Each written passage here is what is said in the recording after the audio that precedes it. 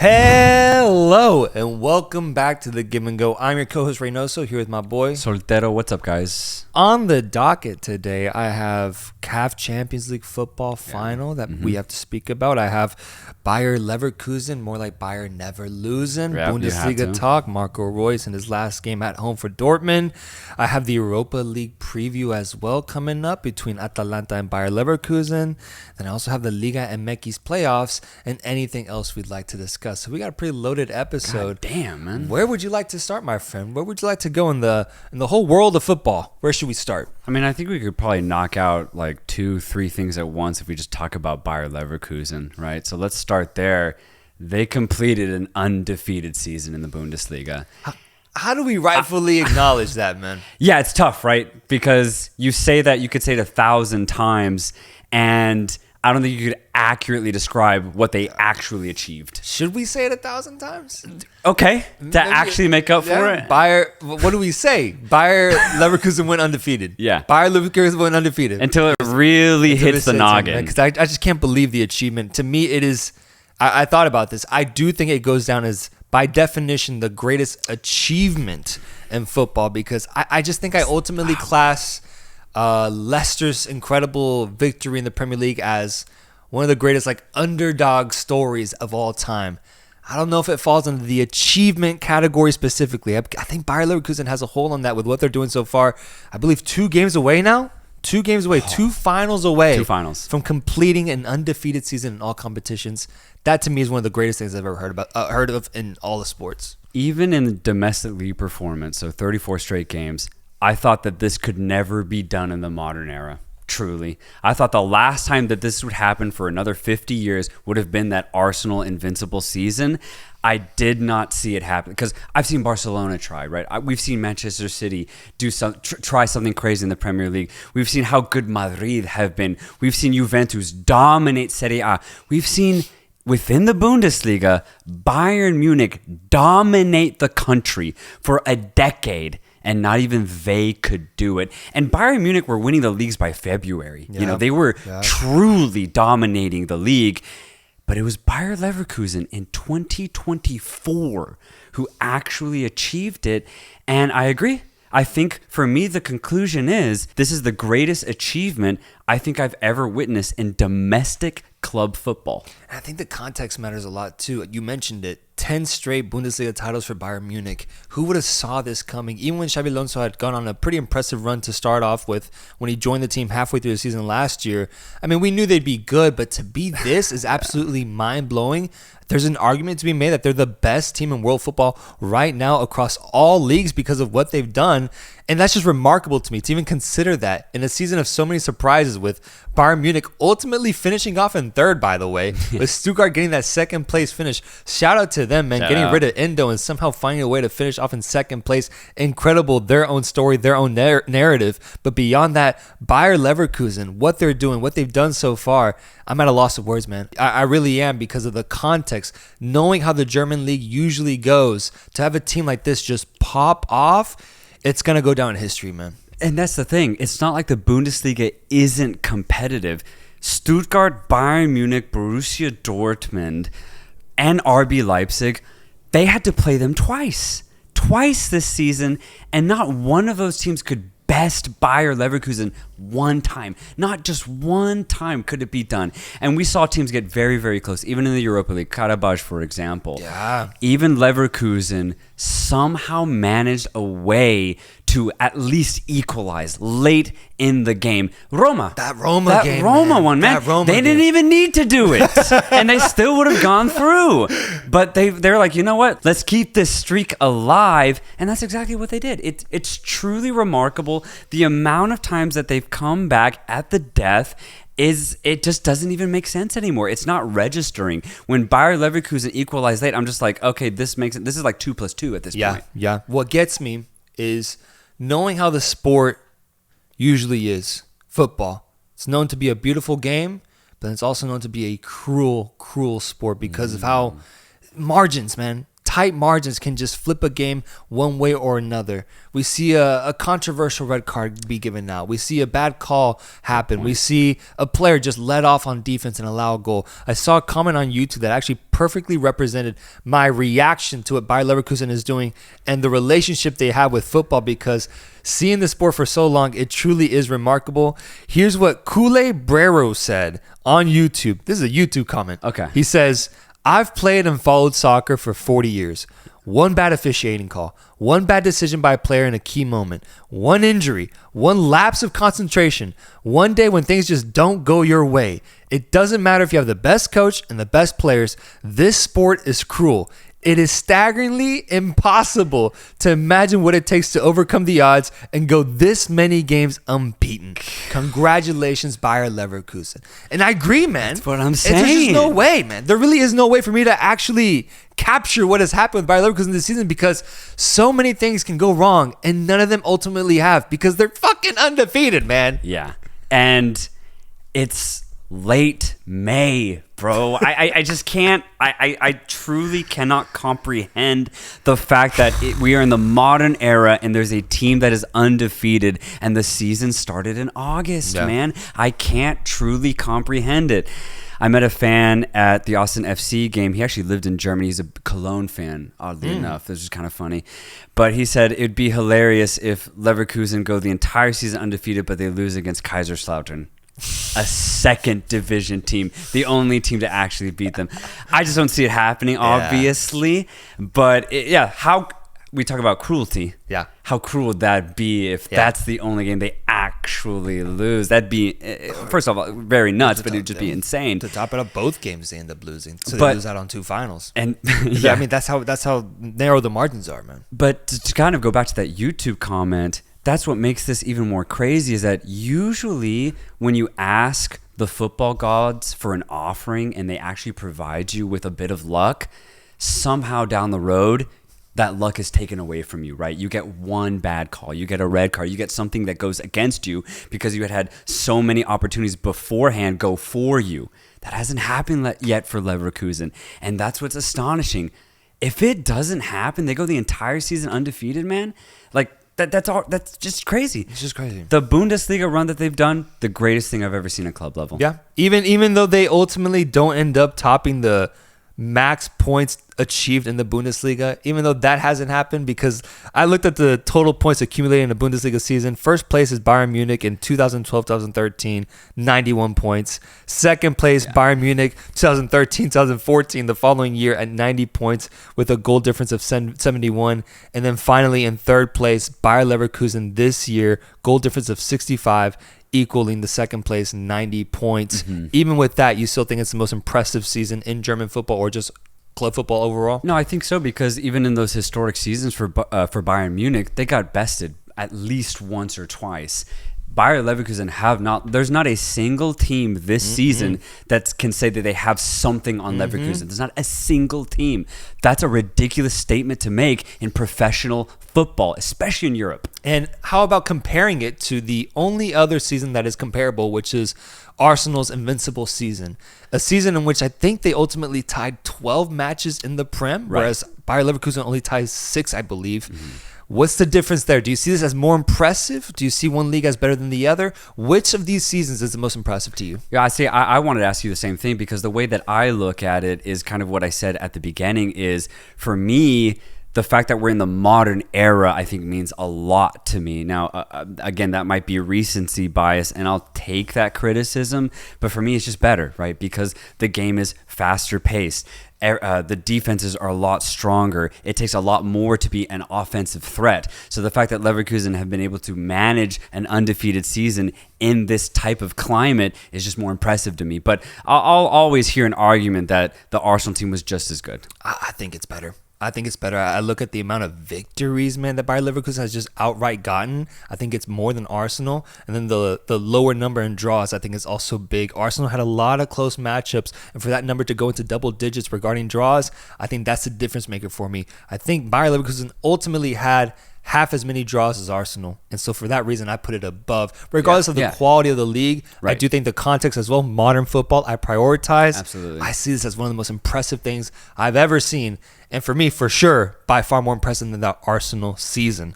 But beyond that, they still have two big matches to play. Two finals in the DFB Pokal and the Europa League final. DFB Pokal is this upcoming weekend, I believe, on the 25th against that team that you mentioned that I can't even say the name right. But respect to them for making it this far, respect, bro. Though, They're on their own narrative, and they can pull off something truly crazy, truly unbelievable. But I believe prediction-wise, there really is no way to go here beyond Bayer Leverkusen winning a trophy. Exactly. And I want to extend this prediction and go to the Europa League now, because this might be the simplest prediction we make all year. I just don't think anybody can go against Leverkusen right now, not until they lose a game. So when we look at Leverkusen-Atalanta, I think it's a great matchup, first of all. Atalanta have done so well this season, especially in these playoff type of settings. And overall, I think they deserve to get here. They were great against Marseille. They made it to a Coppa Italia final. We can talk about that in a little bit. But can you go against Leverkusen? Can you actually say, all right, Atalanta, an above average team in Serie A who punch above their weight, can they beat an undefeated Bayer Leverkusen? The answer is no, 100 times out of 100. I just can't hear an argument that says otherwise, man. Yeah, bro, as a football content creator, when it comes to making predictions, I just look at my list of things that I look to check off when making my predictions. Does this team have that? Does this team have this over the other? And with Bayer Leverkusen, it's the first team in our entire podcast careers where they check off every single thing because they have not lost, bro. I cannot I don't know what else to say. I have no reason to go for Atalanta here. I'm sorry. I really am. Right. They've been impressive within their own context and what they've achieved this season, taking down a giant in Liverpool in those quarterfinals and being the rightful team to progress through, and then defeating Marseille as well, getting a really impressive result away from home and then withholding that at home as well. Atalanta has been incredible, and normally I would have picked them to ultimately lift up this title with how they played so far, but I just think Bayer Leverkusen has been just by a wide margin, a better team this entire season because of what they've achieved. So Atalanta, I think the only thing we can really focus on is their story, what they're trying to do, what it would mean to them if they ultimately do win the title. But as for game analysis, man, I really do think this just leans towards Bayer Leverkusen fully. Exactly. And for Atalanta, you can get really sentimental and emotional because what Gasperini has done for Atalanta over these last 8 years has been immense. He has made them into genuine European fighters, man. I mean, what was it, like 4 or 5 years ago? They were in the Champions League knockout stages, going for semifinal appearances. It's PSG, I think. They were that good, and they've been able to maintain a very high level of football despite losing a lot of that team that made those Champions League runs. But Gasperini has been the mastermind behind it. He has still managed this team to another really big match here, and in this case, a final. Here's the thing with Atalanta, though. Over these last 8 years, not a single piece of silverware to show for it. You're right. No trophies to his name so far during his Atalanta tenure, but to me, the number that stands out so much is 8 years, man. When you said 8 years, actually took me aback a little bit because today we were reminded of Jurgen Klopp's legacy at Liverpool, and that was a 9-year legacy that he built and that he was able to achieve so many things with. But Gasperini has been doing it for 8 years at Atalanta, a club that I would say has less resources than like a Liverpool side, for example. And so I think it's very impressive what he's been able to do at the helm for this team. The commitment, the loyalty that he has to the club, and the loyalty that the club has to him is actually a really remarkable relationship that we have right now in world football. And I also am just left really impressed with how he's managed his talent, because he's seen guys like Rasmus Højlund, for example, who was there last year, get rotated out, just completely sold him, but yet found a way to strive and succeed despite his absence. Zapata, I remember, was a big part of Atalanta and their success, losing him as well. So often they shift talent in and out, but it's Gasperini at the middle of it who's been able to just find ways to keep them in that top 6 range of Serie A, but also just competing at a really high level. This is he's chasing his ultimate dream here, which is to get finally that big major trophy added to his name to represent all the work that he's done. So like I said, the story is beautiful, man. It really is. And if they do end up winning it, I'll be very happy for them. I just think they're up against a really tough opponent. Exactly. And, just to keep praising Atalanta, their scouting is so good too. El Bilalture hopefully will have a really good season next year. He was injured for such a large portion of this season, but he seems to be a really good player coming from Almeria. Again, it's just such good scouting for Atalanta. As you said, they had players like Duvan Zapata, Luis Muriel way back then, yes. But they were able to find other options once those players were eventually shifted out of the club. So yes, Gasperini and his scouting team have done such a good job at keeping Atalanta so competitive. But I saw the final that they played against Juventus in the Coppa Italia, and they got ran, bro. Yeah. They got ran against a really driven team in Juventus. Juventus were great, do not get me wrong, but Charles de Ketelaere, for example, led the line for Atalanta, and he's never really proven to be clinical for me, right? Ademola Lookman's a really good winger, but I think he needs someone to service. I don't think that Ketelaere is really going to be that guy. Martin de Roon is a fantastic defensive midfielder. He has been for Atalanta this entire time, but I just think overall, as a cohesive unit, Atalanta are good, but they're not better than the best teams in Europe. They just simply are not. And that's what they're facing in Bayer Leverkusen. A complete team. Regardless of the narrative that they have going for them, Leverkusen are just better in every facet, in my opinion. So I think they'll be able to compete. Do not get me wrong, but Leverkusen is going to win the Europa League final. History is waiting to be made in Dublin. I cannot wait to see what happens there. One last thing to note about the Bundesliga, with Bayer Leverkusen finishing in first, Stuttgart in second, Bayern Munich in third. Fourth place, we had Borussia Dortmund, who the biggest narrative for them on the final match day was the departure of Marco Reus, playing his last game at home. My brother, my friend, did you by any chance see the free kick goal he scored? No, I did not. Really interesting goal, bro. Okay. Because it almost felt, man, I don't know if this is blasphemy to say. What are you going to say? Felt like the keeper let him score. Completely still, froze in his place on a shot that I thought was very, very slow on its way to goal. Obviously, there was very good technique behind it. Marco Reus got it up over the wall, but I don't know, man. One of those. I don't know, but man. Like bad? Online, people are like, are we just catering here to the narrative, right? Is this a Marco Reus fan? Was a goalkeeper a Marco Reus fan? Because why no effort there? Why did he just completely freeze the way he did?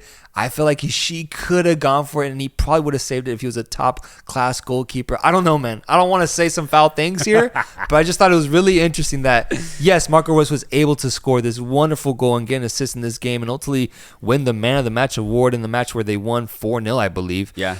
Beautiful send-off. It was an amazing story. I love it. I'm all for it. But a part of me is like, it's like, did they ultimately let him do that just for the sake of the story? I wonder. So I definitely recommend you go check it out. The viewers as well. Let's all look go at the check highlights it out. and look at the goal and let me know in the comments down below. Do you think it was intentional from the goalkeeper's perspective to allow Marco Reus to score? Speaking of reactions, and actually also keeping within the line of the teams we've talked about, in that Coppa Italia, did you see Allegri's reaction at the end of the game? Did you happen to see I don't remember. Allegri's? Oh, you would have remembered if you saw it. Yeah. Okay. Allegri's reaction on the touchline, coach of Juventus. Did you see it? Mm-mm. All right, we could cut here. I need you to see this, bro. Okay. I need you to see this. It's crazy, right? Yeah. One of the funniest things I think I've ever seen on the touchline, bro.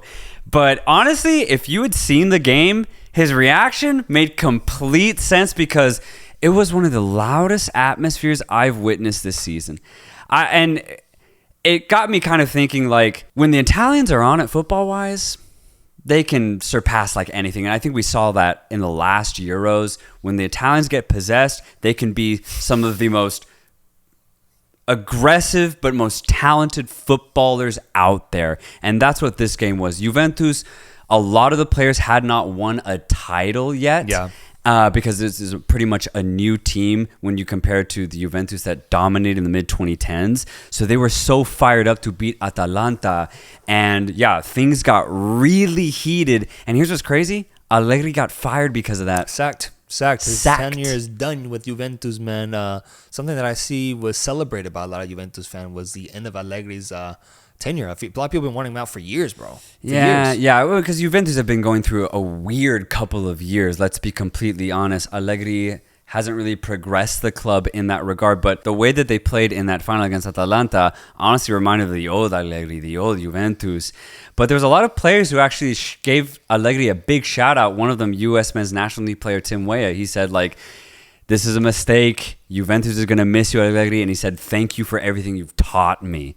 So I think both McKennie and Timothy Weah honestly got a lot out from Allegri, which I think is really cool. So it'll be curious to see who the next coach is going to be for Juventus, and hopefully they'll see the same talent that Allegri saw in Weah and McKennie. Yeah, I mean, Serie A-wise, Juventus, I'm interested to see how they pan out in this upcoming year because honestly, they weren't that relevant this year. No. It's been a couple of years now that they haven't been that relevant in the big European scene. Atalanta making a big name for themselves, and a lot of people arguing that Napoli might have had one of the worst title defenses we've ever seen in Italian football, bro. 9th place finish. Are you kidding me, man? Yeah. Good Lord. Really bad. Yeah. But it was noticeable, dude, in the first 2 weeks of the league, bro. Yeah, I remember your rant. You ran on Napoli after they played Braga in the Champions League, and from then on, never delivered, bro. Never delivered. They were so poor. They were a complete shadow of what they were last year. So disappointing. I agree. Probably the worst title defense, not just in Italy, maybe ever in the top 5 European leagues. I'm open to it, man. 9th place after what the magic they achieved last year is dude. really, really disappointing. The CAF Champions League has arrived. African Champions League football is here with Esperance facing off against the mighty,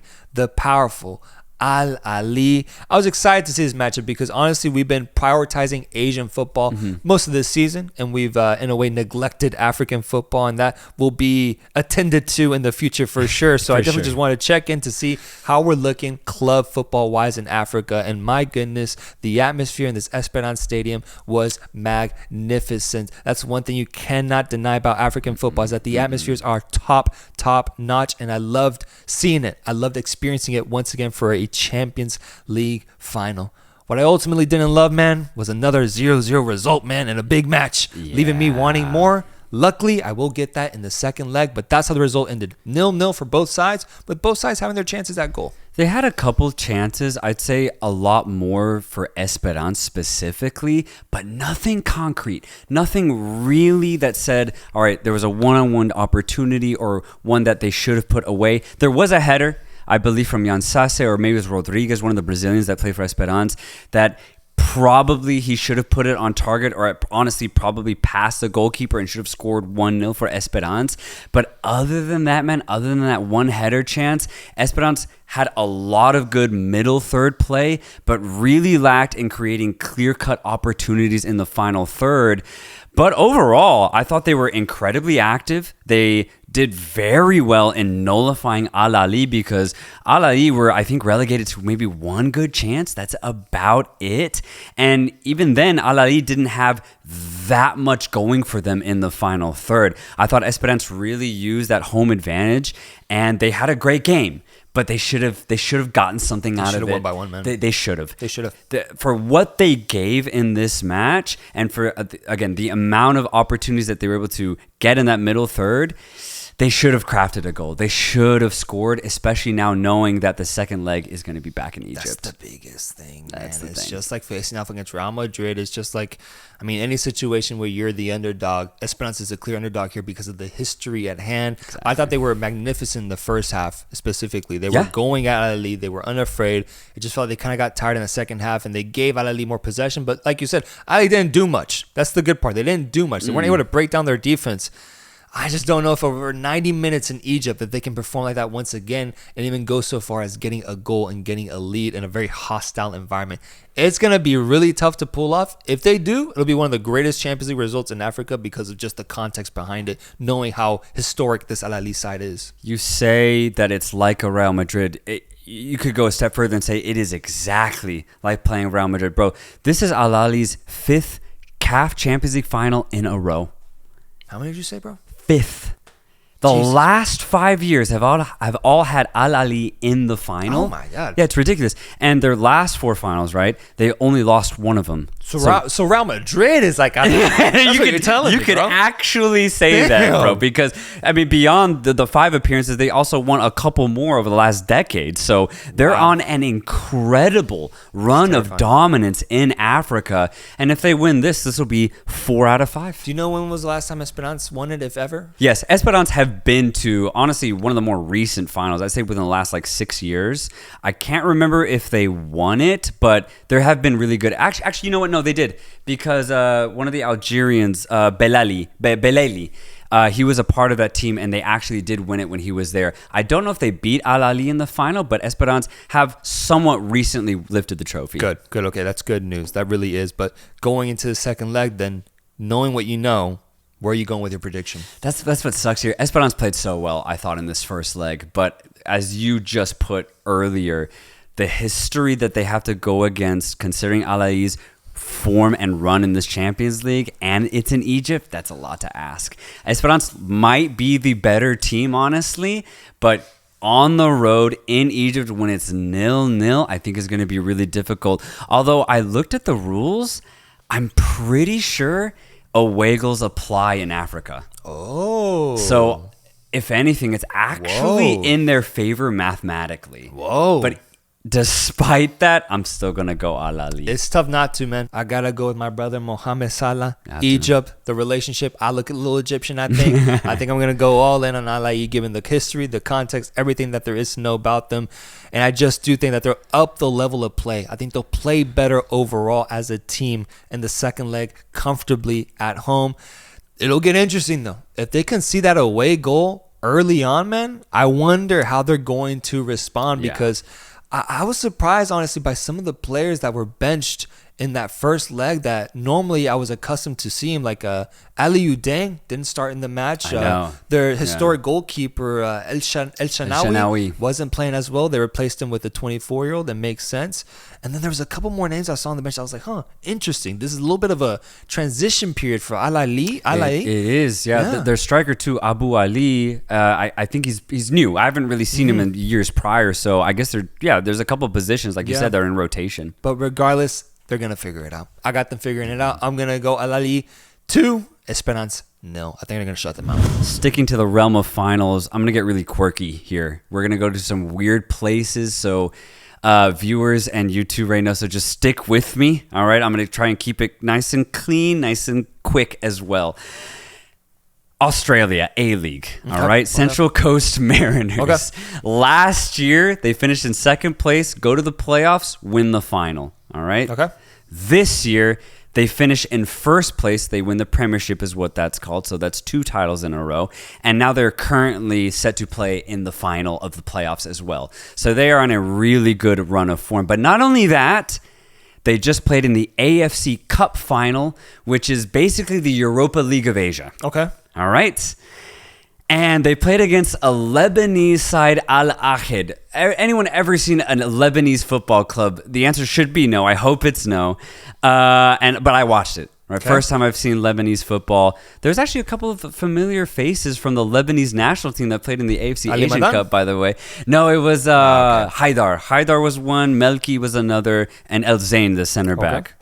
But overall, Central Coast Mariners ended up dominating this match. They only won 1-0, but the first half, Al Ahid did pretty well, and I was actually surprised with their level. But second half, the Australians took over. 3 players I really want to highlight. Left back, Farrell. They have a central attacking midfielder who's pretty good, Nesbitt, and a really good defensive midfielder named Ballard. And they're all like 22, 23 years of age. So I think it's really interesting to note from an Australian national team perspective, Nesbitt just got his first call-up, I think, a couple months ago. So the Central Coast Mariners team, very young, but also very good and getting results and putting in the performances because they're getting silverware along with these performances. So I just want to give a big shout out to A-League Central Coast Mariners who are putting in the work over these last 2 years. Wait, so they won? They won 1-0. So then do they get Champions League qualification? They do. So they will be in the Champions League next year. Yeah, we will see them next year.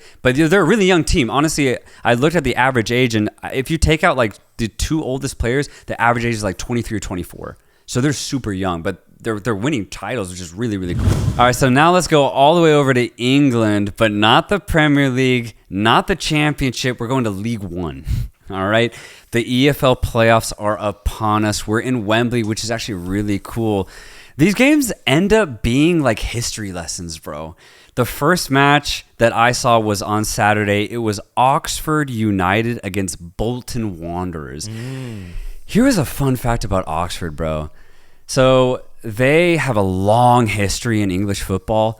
The highest that they've ever gotten is the top division, but that was back in the 80s for like 3 years. During that time, they actually won the League Cup. The League Cup. Okay, so the Carabao like Cup. The Carabao. The Carabao Cup. So that's what it is now and what it was back then. They won that when they were in the first division. That's basically the biggest piece of silver they have to their club's name. In 2006, they got relegated from the 4th to the 5th division. And they were, at that point, the first team to get relegated out of the top 4 divisions that had won a big piece of silverware. Oh, wow. So in a way, probably one of the most disappointing clubs in English football history. In a way. Because that should not happen, my friend. It shouldn't happen. Jesus so Christ. A massive decline from 1985 to 2006. Massive. Yeah. They climb their way back into the 4th division. Then they get into the 3rd division. Beautiful. And they find themselves in a playoff against Bolton Wanderers now. In 2024. In 2024. So like 15 years happened throughout that time. Okay. And Bolton Wanderers were last in the Premier League in 2012, by the way. Yeah, with well, not that time, but I remember they had Borghetti, the Mexican, had Borghetti play for Bolton. They were in the Premier League. I don't know when that was, but mid 2000s. Exactly. Yeah. So they had a decent run in the mid 2000s, lasting up until 2012, and then now they're in the 3rd division. And I think Bolton have even gone to the 4th. Maybe I might be wrong on that. Actually, maybe take that out. But Oxford Bolton League One 3rd division playoff final winner goes to the Championship Division 2, and the game starts off, honestly, pretty even, but basically I would say from the 30-minute onward, Oxford took over, bro. Maybe they conjured up some 1980s magic because there was a beautiful goal that Portuguese player Ruben Rodriguez picks out from the sky. First touch, immaculate. Second touch, opens up the space for himself. And the third touch, one of the finest through balls I've seen at the lower division level. And he finds Josh Murphy, who, by the way, is the twin brother of Newcastle United's winger, Jacob Murphy. Oh, no way. And he puts it away. And at that point, I believe it made it 2-0 because Josh Murphy scored the first goal. Gotcha. So at this point, Oxford United 2-0, and they just saw out the rest of the game, bro. They could have gotten a third. Murphy almost got a hat trick. Damn. It was crazy. They played so well. Brannigan was a bulldozer in midfield. Oxford United definitely looked the better team, and they looked like they were championship material. So congratulations to Oxford United, who are trying to get back to the Premier League since the 1980s, like mid-80s. So that automatically qualifies them into the championship. That wasn't a playoff game. That was the final. It was the playoff. It was the playoff game. It was the final of the playoffs. Final of the playoffs. Yeah, exactly. Okay, so they finished the season in third? Is that how it works over there? Or? Here's what's crazy about this. Oxford United got into a playoff position on the last match day. Wow. They then won their semifinals. I forget against who, but then they beat Bolton, who were the third place team. Yes. So Bolton low-key choked it. Wow. So Oxford is through the championship, right? Mm-hmm. I need to look at the teams that got relegated from the championship. I don't know, honestly. Because I think I remember seeing that there's some pretty notable names there, man. Let's look at it. Yeah, honestly, I don't know. The three teams getting relegated are Birmingham City, Jude Bellingham's very own Birmingham City, Huddersfield Town. They were in the Prem recently. They had Aaron Moy, the Australian, and then Rotherham United. Okay, I don't know much. Going out in last place. So that's how it ends for them, and Oxford will be taking their place. And I think it's fully deserved. They look great today. Oh, congratulations to them. What a massive congratulations. result. And, for Bolton, it's another year to look forward to hopefully flip the result. Bro, losing the final like that must suck. It's harsh, bro. England is harsh about that, man. Harsh about it, bro. You get so close. And Bolton, I think they were 10 points above Oxford in the table, and they ended up losing to them in a one-off game. They were the worst team, though. That's the thing. So it was deserved for Oxford to go through, but my God, man. Yes, sir. Come on. Let's go down a division.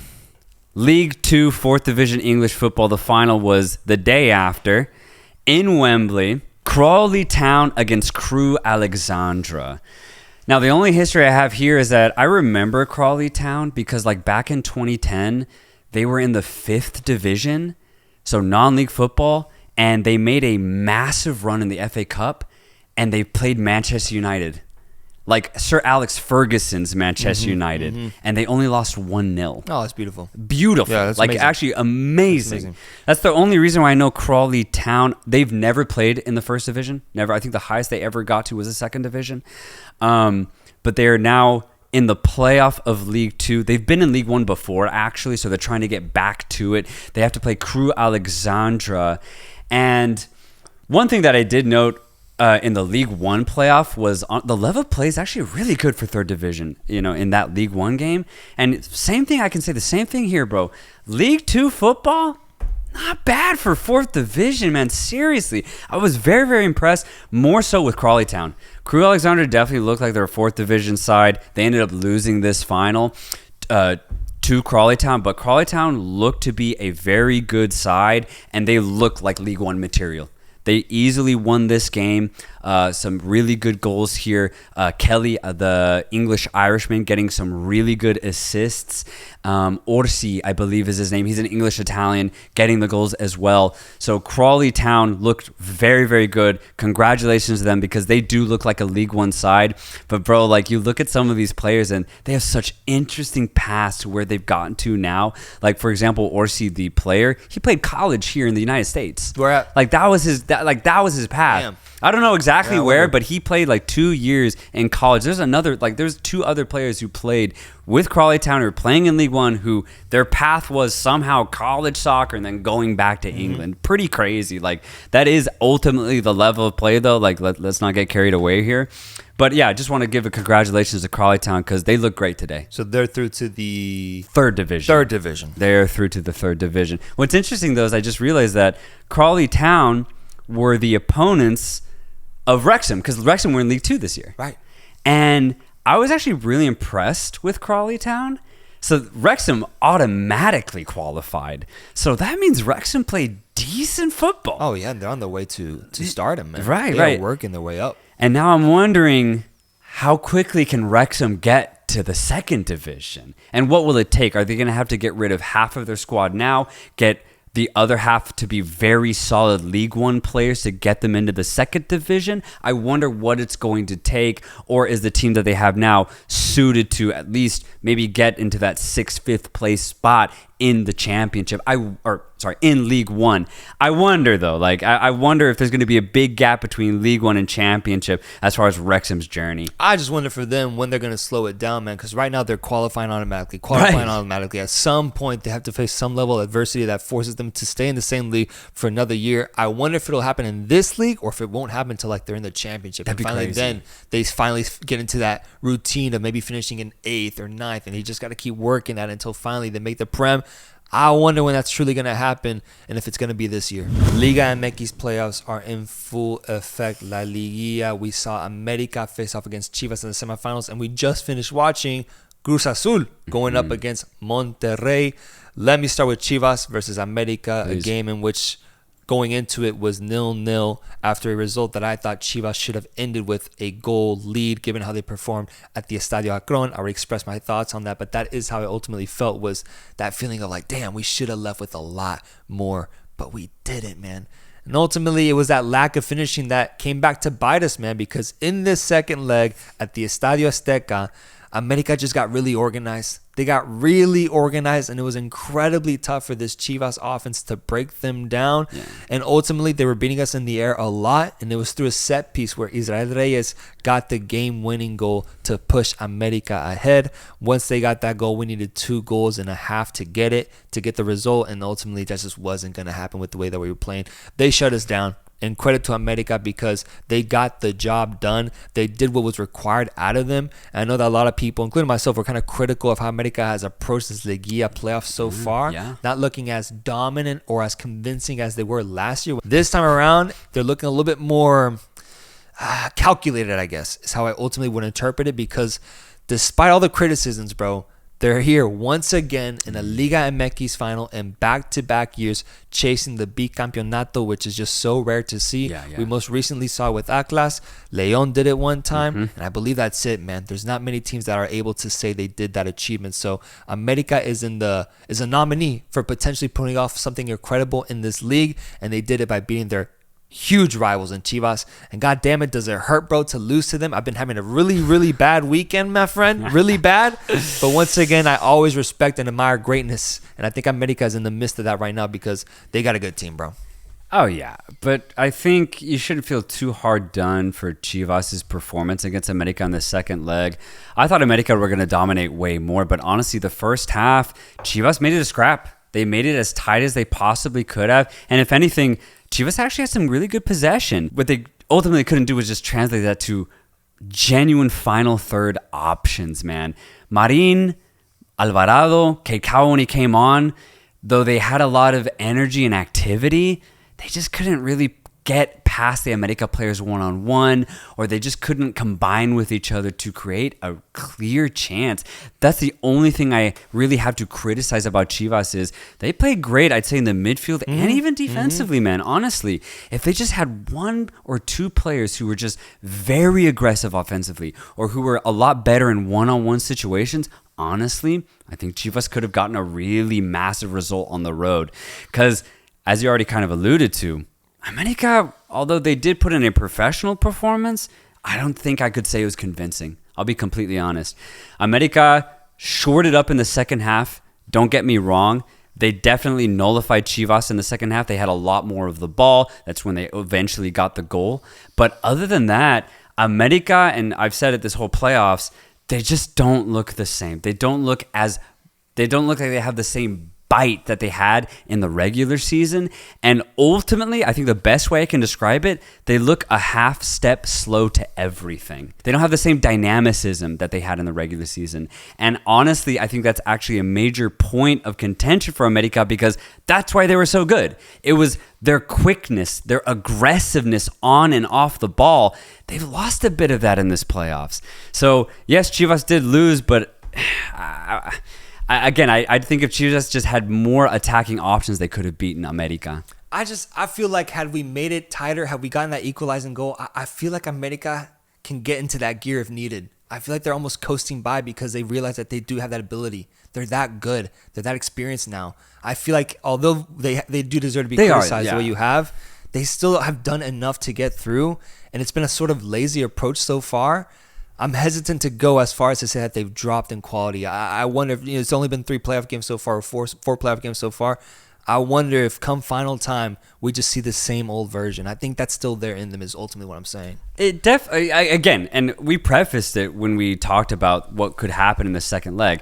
At the very end of the day, America still possessed their individual quality, right? Players like Henry Martin, Julian Quiñones, Endejas, in the midfield Fidalgo, Richard Sanchez off the bench. There's immense quality individually. I just think as a collective, America are not performing the way that I think most people thought that they would. And I guess I'll get to a spoiler. I think it might hurt them in the final. We'll see because they're set to face off against either Cruz Azul or Monterrey going into today's evening. And it ends up being Cruz Azul, La Máquina, who sees themselves in a final. A beautiful story anytime we see Cruz Azul go deep in that Liga, man, honestly. And it was after a very dramatic result, a very dramatic game at home against Monterrey, where they went up 1-0 to push the aggregate lead to 2-0. But then Monterrey came back and scored 2 back-to-back goals after consistently flirting with the goal the entire match. They get 2 back-to-back goals. It's 2-2 on aggregate, but Cruz Azul has the advantage because of seeding. And then it's like 20 minutes of Monterrey looking for that final goal to get them through to the freaking final, and they couldn't find it. Monterrey yet again pissed me off in a playoff setting. They should have gotten a goal in the first half.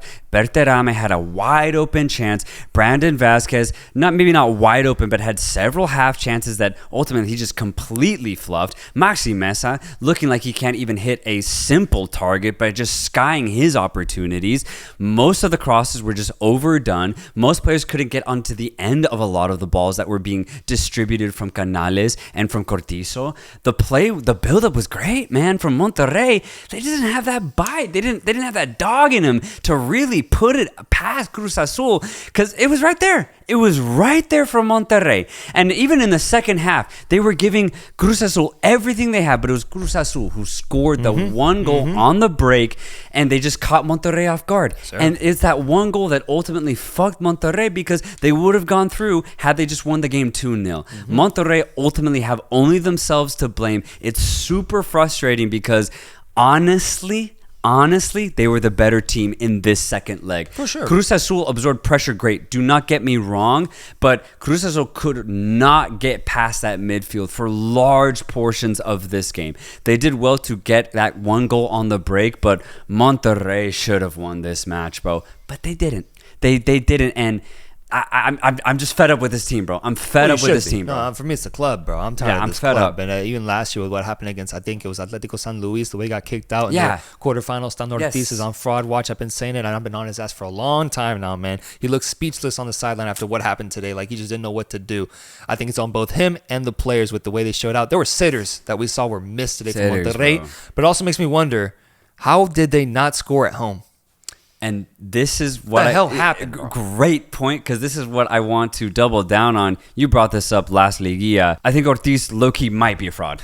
Maybe high-key, actually. I'm going to change that. Yeah. High-key is a fraud because he had such a conservative approach in that first leg in Monterrey.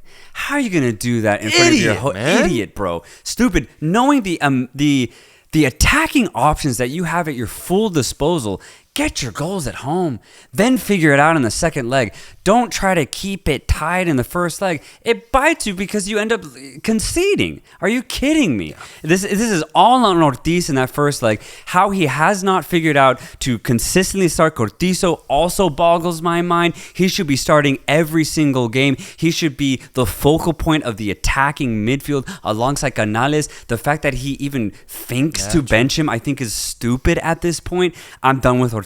I'm done with Monterrey. They should have won this game, but I'm glad Cruz Azul went through. Yeah, on the other side of the pitch, you have a young, up-and-coming 44-year-old coach. I don't really remember how to say his name correctly. Anselmi. Guiding his team to a Liga MX final in his first year with them. Yeah. Truly amazing. Coming from Ecuador after coaching in Independiente del Valle to a Copa Sudamericana victory, joins Cruz Azul, brings Faravelli with him, and now he has him in a freaking Liga final, man. What a story for him. This does not happen often in Liga MX, where you see a first season coach go this deep into the tournament and have an actual shot at winning. So shout out to him, because we're talking about coaches on fraud watch, such as Tan Ortiz. This is a coach who is on honestly like up-and-comer watch. Like, he could mean something to this league one day if he continues at this pace, because doing this with Cruz Azul, I think, is really, really special. Yeah, I love the way Cruz Azul play when they're on it. They were not on it today, but honestly, prior to this match, they've been excellent. You have players like Rivero and Faravelli who are such good distributors, and they have always options on the width. Whether it's Rotondi on the left side or Antuna on the right side, there's always an option to play it very, very wide, and then that allows the rest of the team to kind of join up, and it's just really good use of the pitch, in my opinion. They play a very, honestly, I guess, South American type of football, honestly. It's very much emphasis on the pass, getting it wide, and being a little bit creative. And I like seeing Cruz Azul like this because, I mean, low-key, not a lot of Mexican clubs play the way that this Cruz Azul team played. Sepúlveda, all of a sudden, is getting a lot of goals with this team, and I do think it's purely because of the way that Anselmi sets his team up. It's really interesting. It's so fun to watch this Cruz Azul team play when they're at their peak, and I just hope that they play a little bit better in the final. That's all I can ask them to do. That's the question that we have to set up, is who is going to win this final between America and Cruz Azul. I think the last time Cruz Azul was in a final was against America, correct? Yeah, I think so. Yeah, so this will be another try, another attempt at winning the title. Sheesh. Interesting that it's against America, man. This America team that we have described as night and day from what they were last year, but one that I believe still has a lot more to offer. Versus Cruz Azul side, who ultimately got pretty lucky to see themselves get a result and get through to this final. So I think it'll be a really tight matchup, and it'll be really exciting. But when I think about who's going to step up, who's going to find that grit, who's going to find that ability to win a big match in these big settings. The way that I saw Cruz Azul look so erratic today in moments, and at one point even look a little lost once Monterrey got the momentum. For sure. I don't see America matching that energy in terms of being on the ropes as much. So I actually do have America winning this tournament once again and getting the bicampeón, because the lowest point for Cruz Azul, I think, is a little bit more concerning than America's lowest point. Man, I can't disagree with that. I cannot disagree with that. But I'm going Cruz Azul. It's fine. I'm going it's Cruz Liga Azul, MX, baby. And I'm pure. Yeah, exactly. This is the lead to do it, bro. This is the lead to do it. Yeah. But I am banking on the fact that I think Cruz Azul can take advantage of the fatigue that I see in America. That's it. I think Cruz Azul are on a bit more of a vibe. Yes, they did get lucky today. I'm not taking that away. And I've already said it. The individual talent in America is probably better than Cruz Azul. But I think the cohesiveness that have gotten Cruz Azul to this final will outdo the lacklusterness that America possess at this moment. America have probably been the better team overall in this clausura. I think Cruz Azul will outdo them in this final. I do know for sure for both teams, they got to wake the fuck up. Like both teams do. Come on now. No more fucking second guessing, no hesitancy out there. Like, it's a final. Let's go for it. Let's play our best level possible. If we see both sides kind of just shrug their way along, I think that'll be really disappointing. I want to see a team reach their absolute peak. Now is the time to do it. There's a trophy on the line. Go out and get it. I'm going America. You're going Cruz Azul. Folks, let us know in the comments down below. Who are you going with to win La Liga? Who is going to be the victor this time around? Will it be America getting back-to-back trophies? Or will it be La Máquina, Cruz Azul, winning a trophy here?